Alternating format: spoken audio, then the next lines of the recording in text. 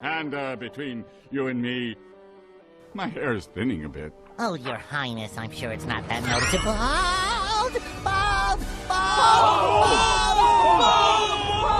My eyes!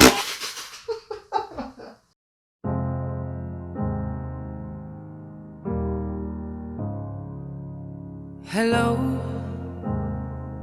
it's me. Hey, what's going on, everyone? So while I was doing edits to this video, I couldn't determine which introduction I wanted to use, so I just did both of them. You're welcome. All right, back to the video. Since we last spoke, I have gone through a roller coaster of emotions. If you didn't catch my last video, you probably are freaking out, and you're not alone. Every time I walk past a mirror, I think that there's this strange dude looking at me. Just turns out I'm that strange dude.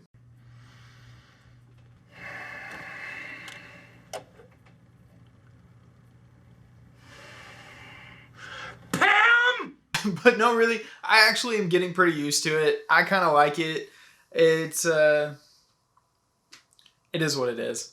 I mean, hey, it could be a lot worse. I could be bald and have no beard, or I could be like falling into a pit of lava or something. Right? Things could always be worse.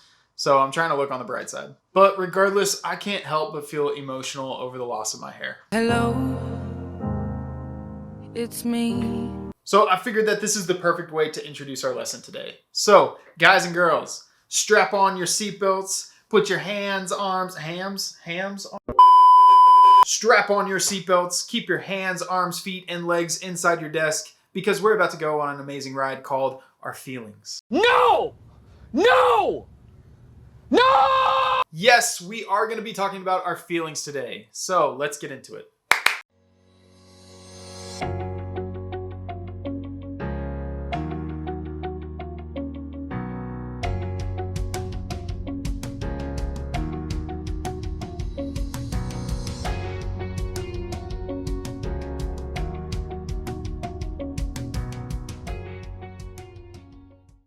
All right, so welcome back, my friends. I hope that you are doing well. I'm doing great. I'm excited for today's lesson. It's going to be a good one. Now, just a quick recap. Remember that last week I did talk about the power of influence, how every single decision that you make is going to have a ripple effect in this world. So make sure that you're making good choices, right? This lines up perfectly with the positive action wheel or the negative action wheel, because every single choice I make is going to have either a positive influence or negative influence. So ultimately, it all comes down to the thoughts I have and how I act upon them. Now, at the end of that lesson, I talked about vulnerability, and I went over Brené Brown's research on the power of vulnerability. I hope that what you took away from that lesson is the importance of being real and authentic, not only to the people around you, but to yourself. It is perfectly okay to speak from your heart and just show that emotional side. And so that's what we're going to get into today. Okay, so here's the thing. I know that some of you may be dreading this lesson because, like vulnerability, you may feel that showing your emotions is a sign of weakness. And I completely understand. And I want you to know that if that's you, please still hear me out, because there's so much research that's been done on this subject. And even from my personal experience, I can tell you that if you're willing to be vulnerable and open up and share how you feel emotionally, I promise that it's going to build deeper connections and relationships with the people around you. Now, in order to do this effectively, one of the emotions that you're going to need is courage, or emotional courage. Now, we talked a little bit about courage in the last video, how courage is this ability or this willingness to speak from your heart. It's this willingness that allows you to open up and share how you feel. This is why I don't think being emotional is a weakness. In fact, I think it's more of a sign of someone who's really just in tune with their emotions and they're not ashamed of it. Now, it's important to understand that there's a lot of different emotions, and we really do need to understand the differences between them. And I know that this is basically taught to us at a very early age, but some of us still struggle in this area to understand where people are coming from or how they feel. So, for example, if I didn't understand that my friend was experiencing real sorrow, like true sadness, I may end up saying or doing something that could just make that situation worse. So not only is it important that I understand how I feel emotionally, I need to be able to understand how other people feel emotionally. Now, this is what we call empathy. Now, empathy is very different from sympathy. You see, sympathy is this act of just feeling sorry for someone, whereas empathy is so much deeper than that. Empathy is the ability to relate to how someone feels. You're basically putting yourself in their shoes. It doesn't just have to be sadness. It could be joy, anger, frustration. All of these different emotions, if you have empathy for someone, you're able to really connect to that emotion and you can tap into that and feel what they're feeling. Now, I want to share with you this quick clip on empathy. Y'all take a look. So what is empathy and why is it very different than sympathy? Empathy fuels connection. Sympathy drives disconnection.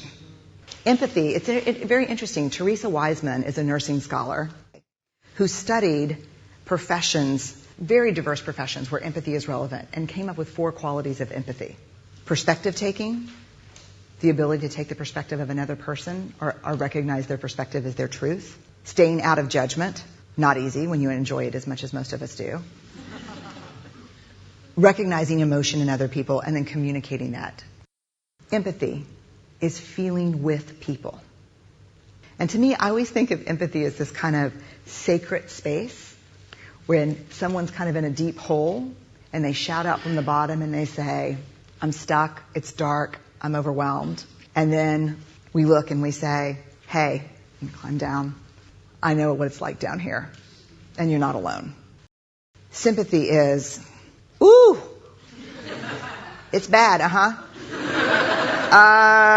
no. You want a sandwich? Empathy is a choice, and it's a vulnerable choice, because in order to connect with you, I have to connect with something in myself that knows that feeling. Rarely, if ever, does an empathic response begin with at least. And we do it all the time. Because you know what? Someone just shared something with us that's incredibly painful, and we're trying to silver lining it. I don't think that's a verb, but I'm using it as one. We're trying to put the silver lining around it. So, I had a miscarriage. Oh, at least you know you can get pregnant. I think my marriage is falling apart. At least you have a marriage. John's getting kicked out of school. At least Sarah is an A student. But one of the things we do sometimes in the face of very difficult conversations is we try to make things better. If I share something with you that's very difficult, I'd rather you say, I don't even know what to say right now, I'm just so glad you told me. Because the truth is, rarely can a response make something better. What makes something better is connection.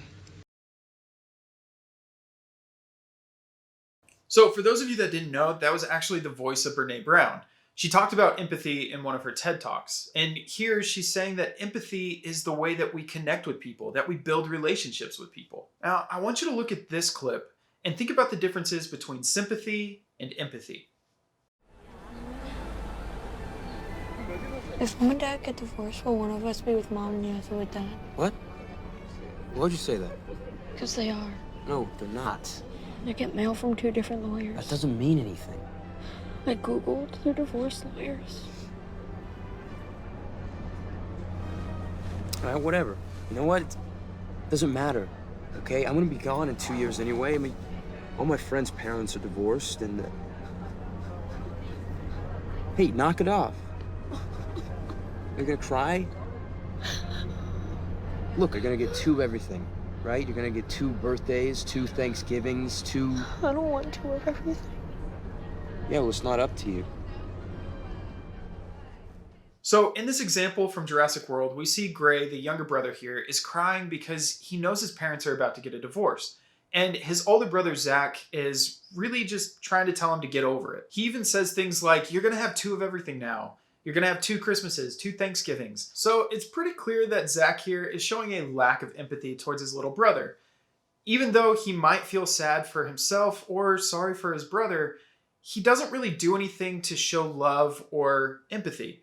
He really just tells his brother to stop crying, even though you can see that Zach himself is struggling, knowing that his parents are probably going to get a divorce. He doesn't really want to tap into that emotional side. So here's the thing. If you want to be a good friend, a good boyfriend, girlfriend, brother, sister, son, or daughter, you need to be able to show empathy towards people. But the only way to do this is to have the courage to be vulnerable, to actually tap into that emotional side. You see, so for Zach here to have that empathy towards his little brother, he would need to tap into that emotional side of himself and experience the pain and heartache that his brother Gray is feeling. Now, I know that this is just a movie, and like all movies, I know that these brothers are going to be best friends by the end of the movie. But I still feel like this example is something that can apply to us. And maybe you're experiencing the same thing in your life. Maybe you've had to face a similar situation with a brother or sister or even a friend where maybe they weren't able to relate to you or you struggled to relate to them. But I'm telling you now, don't be afraid to show that emotional side of yourself. This is the only way that you can build those true, genuine relationships. This is the way. This is the way. This is the way. Okay, so let's transition into our next topic, which is love. All right, so if I was to guess, I would say that some of you probably have a boyfriend or girlfriend or have had a boyfriend and girlfriend in your past. And I want you to know that the love that we're talking about here doesn't just apply to relationships like that. This is a love that spans all types of relationship. So it's not just the boyfriend, girlfriend, husband, and wife. This is the kind of love that I'm saying you could have with a friend, with a parent, a sibling, a teacher, or even a complete stranger. So the kind of love that I'm talking about here is really just giving respect or kindness to people. Now, I know that that applies to boyfriend, girlfriend, husband, wife relationship, but this is also something that should apply to everyone. You can love everyone. You can give everyone kindness, everyone respect. Now, in my last video, when I talked about vulnerability, I also mentioned that in order to love other people, you have to love yourself first, because it's really hard to give something if you don't have it. Now, I will say that I do tend to have some students come up and ask me, okay, I kind of understand the concept of love. I do love other people. I am nice to other people, but how do I love myself? And to be honest, that is a very profound and important question to ask. And I'm glad that I do have some students that ask that question. And I want to do my best to try and give you an answer today. So here's the thing. In simplest terms, in order to love yourself, you have to believe that you're worthy of love. And it really just doesn't get easier than that. The problem is a lot of us tend to carry around this weight of shame and fear, and that is what holds us back from experiencing love. Because if I'm ashamed of who I am and I don't think that I'm worthy of love, I'm going to have a really hard time showing love to other people. Now, I could fake it, right? I could put on that mask and I could pretend like I'm having a great day, everything's going my way, I love everyone, but deep down, I know that I don't really feel that way. So here's the advice that I want to give you in order to actually accomplish that sense of feeling like you're worthy of love and knowing that you can give love to people. So the first thing that you need to do is learn to forgive people and forgive yourself. Now, there's basically two forms of forgiveness. There's fake forgiveness and true forgiveness. Now, I want to start with fake forgiveness because I think this is the one that a lot of people tend to lean towards more often. So fake forgiveness is the act of forgiving someone, but you don't actually mean it. Like, you may still have hard feelings against that person. You might still be holding a grudge against them, or maybe you don't even trust them at all anymore. But, I mean, you forgave them, so that's good, right?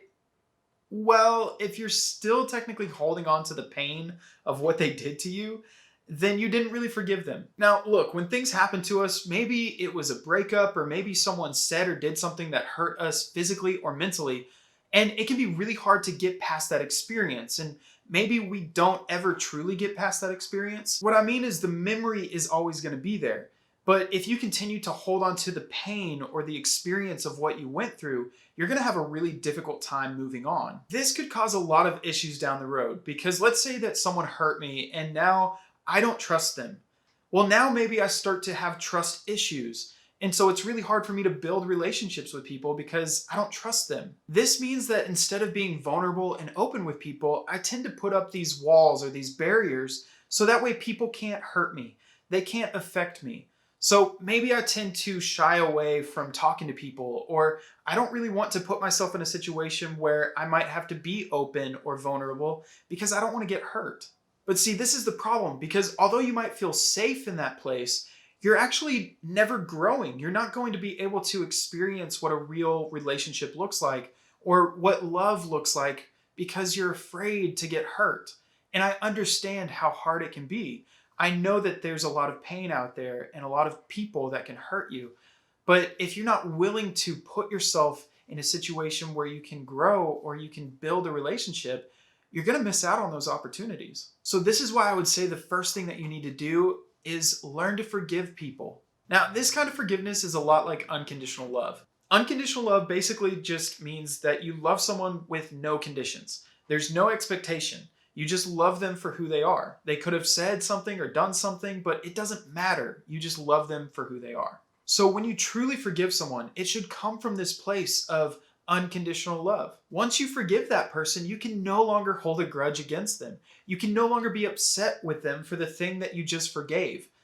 Because you forgave them, you should move on from it. Now, I've had some people that have really hurt me in my past. Thankfully, never physically, but definitely mentally. And some of these people I will never see again. So why should I forgive them? Well, look, if this is you, let me tell you why. Because I think it's very good for your heart and for your mind. Because regardless of whether these people are in your life or not, you need to learn to let it go. Let it go, let it go. No, we did it once, we're not doing it again. So the best thing that you can do in order to achieve this is to forgive people. Let the past die in the past, look toward a brighter future. Now, if you yourself are the person that hurt someone, be quick to ask for forgiveness. Don't allow those feelings of pride, regardless of who you are, how old you are, or what status you think you hold. Don't allow that to hold you back from asking for forgiveness. If you hurt someone or did something wrong, ask for forgiveness. Now, you may not actually receive that forgiveness, but learn to forgive yourself for what you did. And also just learn to forgive the person for not forgiving you. I've said it multiple times in my past videos. Everybody makes mistakes. The key is to learn from those mistakes. So in order to better ourselves or deepen our relationships with people, we need to be willing to forgive those who mess up or make a mistake. No matter how close they are to us or how far away they are, you need to be willing to forgive and forgive yourself. I really hope that you take this to heart, because the only way to really learn how to love yourself and love other people is learning how to forgive yourself and forgive other people. Because like I said, we all make mistakes. And so we shouldn't hold those things against each other. You may have done something wrong and maybe you feel ashamed of it, but learn to forgive yourself and move past that. Look towards the future. Together we shall cast ourselves into the future. Now, before I end this lesson, I want to share with you the 5 love languages. So these are words of affirmation, gift giving or receiving, physical touch, quality time, and acts of service. So look, everyone in the world has at least one of these love languages. This language in and of itself speaks directly to your heart. So for example, if your love language is gift giving or receiving, you feel very loved when people give you a gift, but it's not necessarily just like any gift. Usually it's a thoughtful gift, right? And you also show love by getting people gifts. And it's usually something that you put a lot of thought or effort into. You didn't just go buy someone some random socks. You maybe made them something, or you really thought about them when you were picking out that gift. That's how you show love, and that's how you feel like you receive love. Now, it's the same thing with like quality time. You might feel very loved by spending time with people, or when people spend time with you. This is what the love language is. It speaks to your heart. When you do this thing, you feel loved. So for example, I tend to fall under words of affirmation and quality time. I feel very loved when people encourage me, or maybe they celebrate my accomplishments no matter how small they are. Now, I also tend to show love to people by encouraging them or building them up. This is why I love my job, because I basically get to do that every single day. So when it comes to quality time, I do love spending time with people, but realistically, it's more the one-on-one conversations that I really enjoy. If I can have a deep conversation with someone, I love that. But this quality time doesn't necessarily have to be quality time with people. I'm pretty introverted, so I do like having quality time to myself. Whether that means that I'm in meditation, or I'm watching a movie, or maybe I'm playing a video game, just having that ability to be by myself and relax is enjoyable for me. Now, my wife, on the other hand, I would say her big ones are acts of service, quality time, and physical touch. Obviously, we love spending time with each other, and we are very close to each other, but she still loves that quality time, and whenever she's around her friends, there's still that closeness. Now, when it comes to acts of service, I think that this is really her big one. She feels very loved when people tend to go out of their way to help her out. Whether it's with chores or maybe it's work related, she just feels really loved when people tend to do things to help Now, she also shows love by doing acts of service and helping people out. But I want to give you an example, because let's say that I didn't know my wife's love language. I would be in quite the pickle. Let's just say that my wife is coming home from a long day of work. She's exhausted and really just wants to relax. But instead, she comes home and she sees that the house is just a wreck. There's dishes everywhere, clothes everywhere, and lo and behold, her beautiful, handsome husband is just sitting on the couch watching TV. So do you think her first instinct is to run over to me and give me a big ol' kiss? Yes! Yes! Yes! Yes! Yes! Yes! Yes! Yes! Yes! No. No, she's probably gonna feel more stressed, right?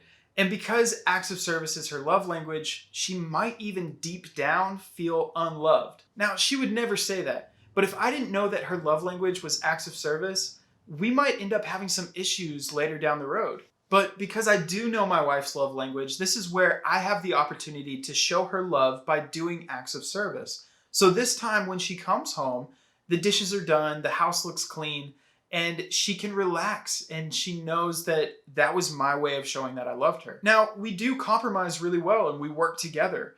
We each have our own chores that we're supposed to do, but I understand that sometimes she's had a long day and she just doesn't want to do the dishes or doesn't want to do the clothes. So I do that for her because I know that she's going to feel loved because of it. And because she knows my love language is words of affirmation, it feels really good to me when she says, "Thank you for doing that. I really appreciate it." So this is why I'm saying when you know each other's love language, you're able to work more efficiently with that person. Okay, so let's bring this all together. I have some questions that I'm going to ask you, and I just want you to think about them. So if you knew that your friend was having a really bad day, how might you create a positive experience for them? What types of things could you say to them to make them feel better or feel loved or supported? And if you do these things, how are you going to feel? Now, let's say that you're having an argument with a friend or family member, or maybe even a teacher. How might you express your emotions in an appropriate way so that way you're not going to make things worse? So when you're having this confrontation with a friend or parent or even a teacher, is it going to be better to yell and scream at them even if you're speaking the truth? Or would it be best to open up and be more vulnerable and actually just share how you feel emotionally? When it comes down to it, it's always best to share how you feel, even if you're upset, because this way that person is going to be able to see you and know what you're going through, and then they can empathize with you.